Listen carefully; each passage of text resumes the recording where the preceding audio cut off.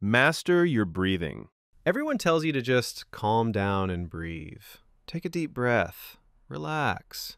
But nobody actually teaches you how. Here's the thing. Most people breathe like they're running from a bear, even when they're just standing at a podium. Shallow chest breathing, tight shoulders, racing heart.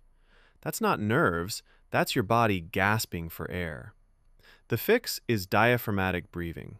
Instead of breathing into your chest, you breathe into your belly. Put your hand on your stomach. When you inhale, your hand should push outward. When you exhale, it falls back. That's how singers, actors, and professional speakers control their voice. Why does this matter? Because shallow breathing starves your brain of oxygen. Your voice gets shaky, your thoughts scatter, you forget what you were going to say. But deep belly breathing triggers your parasympathetic nervous system.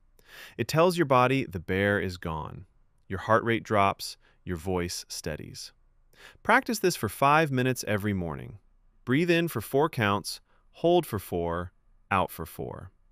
Do it enough and it becomes automatic. When the pressure hits, your body knows what to do. Slow down your pace. Fast talkers think they sound confident. They don't. They sound nervous. When you rush through sentences, your brain is sprinting ahead of your mouth. Words blur together. Consonants disappear. Your listener's brain can't keep up, so it stops trying. They nod politely while mentally planning dinner.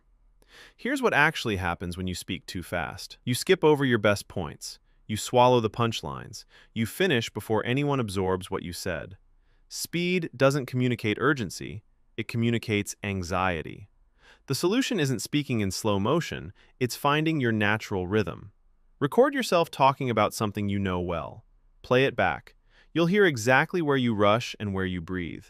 Most people are shocked at how fast they actually speak versus how fast they think they speak. Slow speech creates power. Think about any leader you respect. They don't race through sentences. They let words land. They pause before important points. They trust silence instead of filling it with speed. Start by deliberately pausing after every sentence when you practice. It feels painfully slow at first. That's how you know you're doing it right. Eliminate filler words. Basically. These aren't just annoying, they're trust destroyers. Every filler word signals that your brain is buffering, that you're not quite sure what comes next, that maybe you don't fully know what you're talking about. The problem is, you probably don't even hear yourself doing it. Filler words are invisible to the speaker, but painfully obvious to the listener. Record a conversation with a friend. Count your fillers. Most people are horrified. Here's the secret.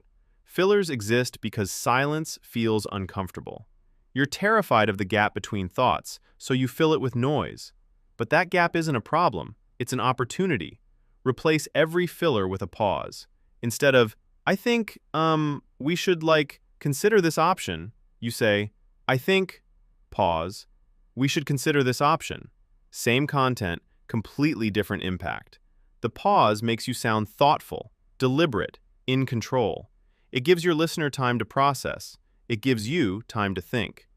Practice by recording yourself answering simple questions. Every time you catch a filler, stop and restart. It's tedious. It works. Practice active listening. Want to become a better speaker? Stop talking so much. Sounds backwards. It's not. The best communicators are obsessed with listening. They notice what resonates with people. They pick up on which words land and which ones miss. They study how conversations actually flow instead of just waiting for their turn to speak. Most people listen just enough to formulate their response. They're not absorbing, they're loading ammunition. You can feel it when someone does this to you. Their eyes glaze slightly, they interrupt. They pivot to their own point before you finished yours. Active listening means you're fully present. You're not planning what to say next. You're genuinely curious about what the other person means. You ask follow-up questions. You reference what they said earlier. You make them feel heard. Here's the payoff. When you truly listen, you learn what matters to your audience. You discover their concerns, their vocabulary, their priorities. Then when you speak, you're not guessing. You're responding to real information. Listening is research.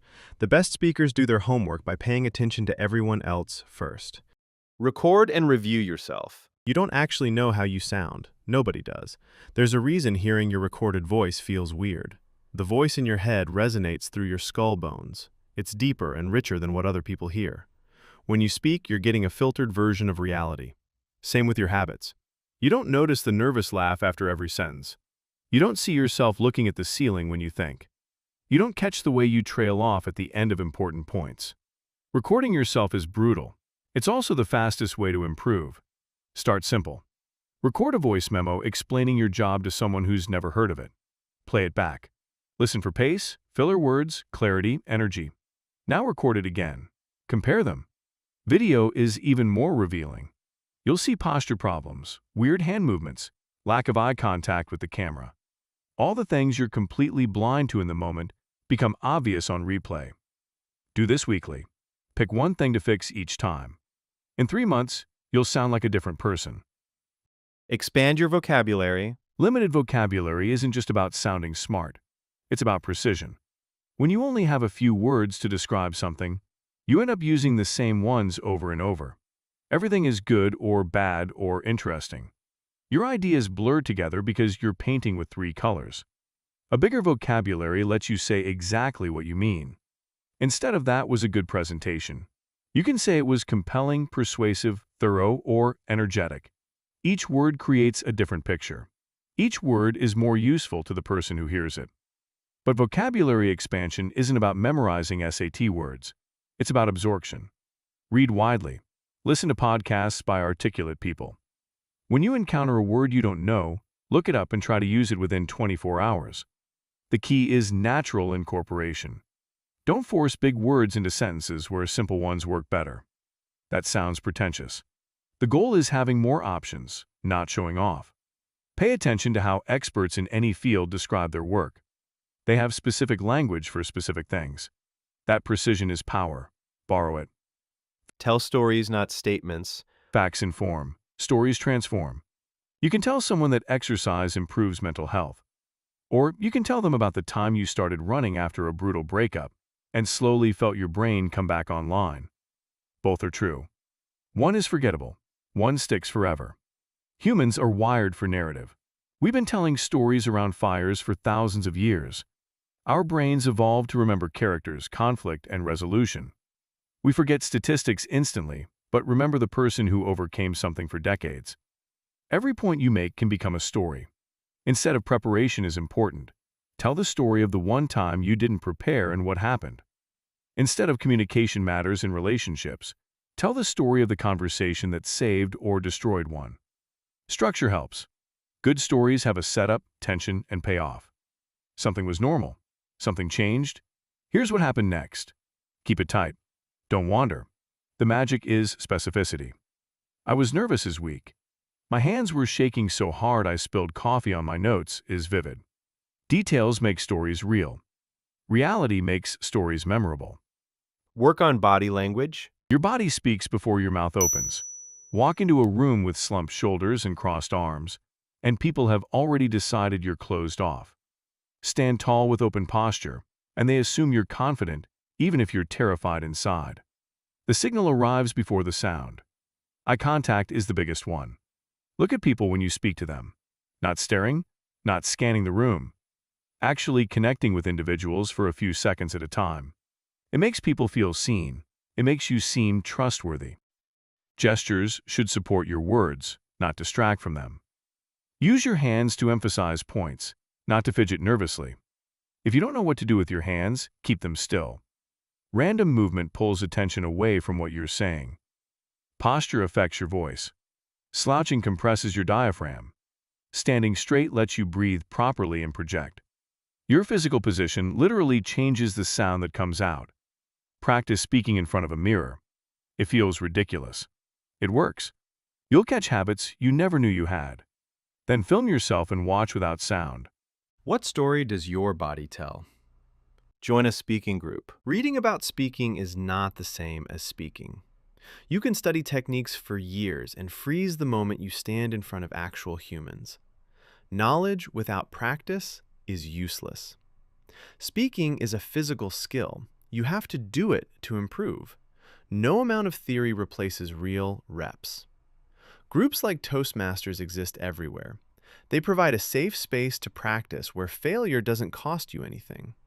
You give short speeches, you get feedback, you evaluate others. The whole thing is designed to build the muscle through repetition. Debate clubs work similarly, so do improv classes. Any environment where you speak regularly in front of others and receive honest feedback will accelerate your growth faster than any book or video ever could. The social accountability matters too. When you commit to showing up every week, you actually practice. When you're on your own, you find excuses. The group keeps you honest and forces consistency. Most people's biggest speaking problem isn't technique, it's exposure. They simply haven't done it enough to feel comfortable. Joining a group solves this directly. Volume creates confidence. Start this week. Read aloud daily. Silent reading and speaking are completely different skills. When you read in your head, you skip words. You skim. You process meaning without pronouncing anything. That's efficient for comprehension but useless for speaking. Your mouth never practices forming the sounds. Reading aloud forces your brain to connect language to physical production. You have to pronounce every syllable. You have to maintain pace. You have to breathe at the right moments. It's a full workout for your speaking muscles. Pick anything: books, articles, scripts, famous speeches. 10 minutes a day. Read it out loud like you're narrating an audiobook. Pay attention to where you stumble. Those are exactly the patterns your mouth needs to practice more. Audiobooks are useful here. Find a speaker you admire and read along with them. Match their pace. Copy their inflection. You're training your voice to follow professional patterns and rhythms. Fluency comes from repetition. The more your mouth practices forming words clearly and smoothly, the less you stumble when you're speaking spontaneously. Reading aloud is the gym for your voice. Show up daily. Think before you speak. Blurting isn't communication, it's noise. Most people start talking before they know where they're going. The sentence begins and they figure it out along the way. Sometimes it works. Often it doesn't. They ramble, backtrack, contradict themselves, and lose the point entirely. Simple frameworks prevent this. The easiest one is point, reason, example. What's your point? Why is it true? Give an example. 3 parts. Clear structure. Hard to get lost. Works every time. Before you speak, take 1 second to identify your main point. Just 1 second. That tiny pause changes everything. Instead of, well, I think maybe we could, consider, you get, we should delay the launch. Here's why. This doesn't mean scripting every sentence. It means knowing your destination before you start driving. The words can vary. The direction stays clear. You're not memorizing lines, you're establishing direction. Practice this in low-stakes conversations. Before you answer any question, pause. Identify your point. Then speak. It feels slow at first. It sounds confident immediately. The pause isn't weakness. It's control. It's power. Engage in conversations with strangers. Comfort kills growth. You can practice with the same friends forever and never improve because you know how they'll react. There's no uncertainty, no adaptation required. Your speaking skills stay exactly where they are. Strangers force you to adjust. You can't rely on shared context. You have to read people in real time. You have to explain things clearly because they don't already know what you mean.